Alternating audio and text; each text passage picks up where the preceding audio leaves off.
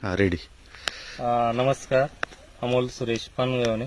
बघा, मागच्या वर्षी या प्लॉटला रिकट पासून पूर्ण डेफ्रेशची थेअरी होती. तर यावर्षी प्लॉट पूर्ण तयार झालेला आहे.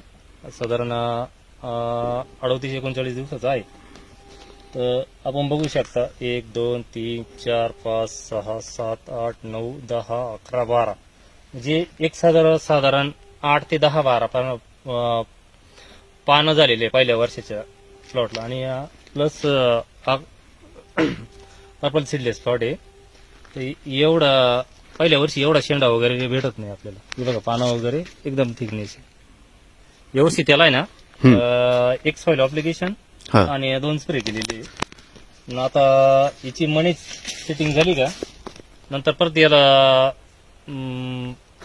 परत एक सॉइल ॲप्लिकेशन आणि नंतर 2 स्प्रे असं एक शेड्यूल राहील त्याला. आणि नंतर एक परत पाणी उतरल्यानंतर एक सॉइल ॲप्लिकेशन देऊ, असं नियोजन आहे या प्लॉटचं.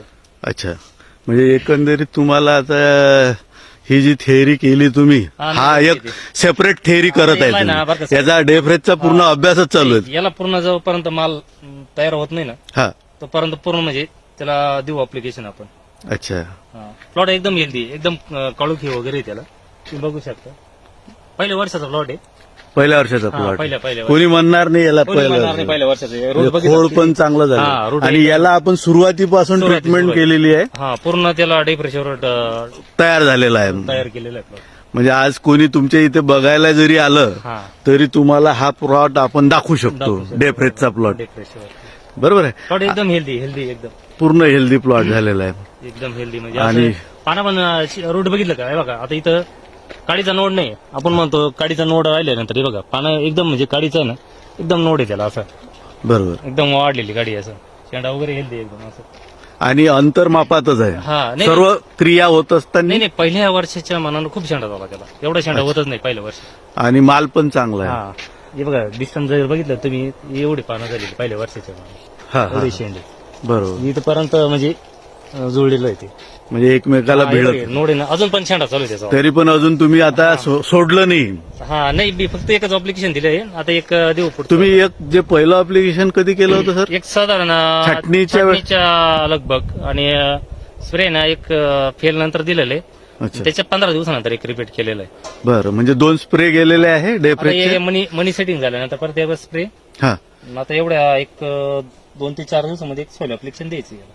अच्छा, म्हणजे यावर्षी एक वेगळंच तुम्ही हे सर्व तयार केलेलं आहे. सुंदर प्लॉट बनलेला आहे. आणि पूर्ण प्लॉट एक हेल्दी एकदम हिरवा आहे असं. एकदम हिरवागार आहे.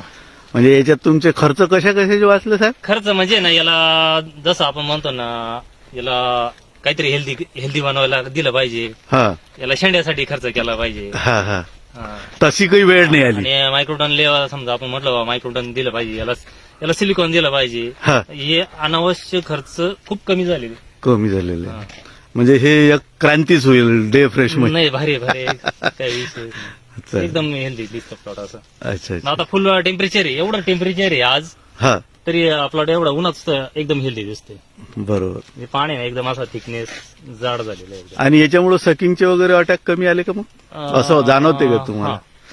म्हणजे हेल्दी क्रॉप असल्यामुळं आणि पान रफ असल्यामुळं. आता काळीमध्ये असं आहे, ब्लॅक व्हरायटीमध्ये तुमचं पान जेवढं शार्प राहील तेवढं काढवायला अडचण वगैरे येत नाही. आणि माल एकदम हेल्दी राहतो शेवटपर्यंत. अच्छा, आणि ते आपल्या इथं चित्र दिसत आहे, त्याच्यामुळे माल चांगला बनेल.